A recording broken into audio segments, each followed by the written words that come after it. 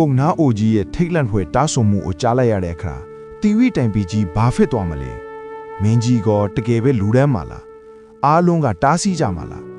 စိတ်လှုပ်ရှားဖွယ်မျက်စိအလူတော်အကြောင်းကိုအခုဆက်လက်ကြည့်ရှုကြရအောင်ပါပုံနာအိုကြီးရဲ့တောင်းဆိုမှုကိုကြားရတဲ့အခါနန်းတော်တစ်ခုလုံးစူညံသွားပါတယ်အမတ်ကြီးတွေစစ်သူကြီးတွေနဲ့မိဖုရားကြီးတွေဟာမင်းကြီးရဲ့ရှေ့မှာဝတ်ဆိုးပြီးငိုယိုတားဆီးကြပါတယ်အရှင်မင်းကြီးမပြုတ်ပါနဲ့ဖေဟာ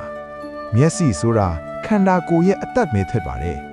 မျက်စိကွယ်ရင်တိုင်းကြီးကိုဘလို့အုပ်ချုပ်မလဲတိုင်းသူပြည်သားတွေမိဘမဲ့တယ်လို့ဖြစ်ကုန်ပါလိမ့်မယ်ရွှေငွေရတနာတွေစင်မြင့်တွေကြောင်ကြောင်ချမိမတွေကိုပဲအလိုရှိသလောက်လှူဒါန်းမှာဖေဟာတိုင်းသူပြည်သားတွေဟာလည်းနန်းတော်ပြင်မကနေဟစ်အော်ငိုယိုပြီးတားဆီးကြပါတယ်ဒါပေမဲ့ဘုရားလောင်းတီဝိအမြင့်ကြီးဟာဘသူတွေဘလို့ပင်တားဆီးပါစီမိမိရဲ့ဆုံးဖြတ်ချက်ကိုမပြင်းပါဘူးမင်းကြီးဟာအမတ်ကြီးတွေကိုတည်ငြိမ်စွာနဲ့ပြန်လည်မိန့်ချပါတယ်အမတ်တို့ငါဟာတပ်ပင်ညုတညံတော်ကိုရရှိဖို့အတွက်ပါရမီဖြည့်ညီသူဖြစ်တယ်ငါရဲ့မျက်စိကိုလှူရတာချေငါလိုချင်တဲ့ညံတော်ကတန်းပေါင်းများစွာပိုပြီးမြတ်တယ်ငါရဲ့ဆုံးဖြတ်ချက်ကိုမတားဆီးကြပါနဲ့မင်းကြီးဟာချက်ချင်းပဲတမားတော်ကြီးတီဝကကိုခေါ်ယူပြီးမျက်စိကိုထုတ်ယူဖို့အမိန့်ပေးလိုက်ပါတော့တယ်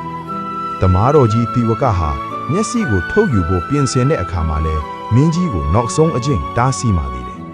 မင်းကြီးကမတုံလို့ပဲငါမျက်စိကိုမြန်မြန်ထုတ်ပါလို့ပဲမိန့်ပါတယ်တမားတော်ကြီးဟာဆေးမျိုးစုံကိုစီမံပြီးမင်းကြီးရဲ့မျက်စိကိုကျွမ်းကျင်စွာခွဲစိတ်ထုတ်ယူပါတယ်အသားမြင်တွေအကြောတွေကိုဖျက်တောက်ရတဲ့အတွက်မင်းကြီးဟာအင်မတန်ပြင်းထန်တဲ့ဝေဒနာကိုခံစားရပါတယ်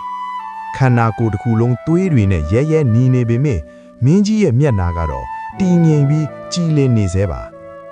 နောက်ဆုံးမှာတော့မျက်စိတစ်ဖက်ကိုအောင်မြင်စွာထုတ်ယူနိုင်ခဲ့ပါတယ်သူရဲ့အလင်းလင်းနဲ့မျက်စိကိုပုံနှောက်အိုကြီးရဲ့လက်ထဲကိုထည့်ပေးလိုက်တဲ့အခါဘာတွေဆက်ဖြစ်လာမလဲမင်းကြီးဟာနောက်ထပ်မျက်စိတစ်ဖက်ကို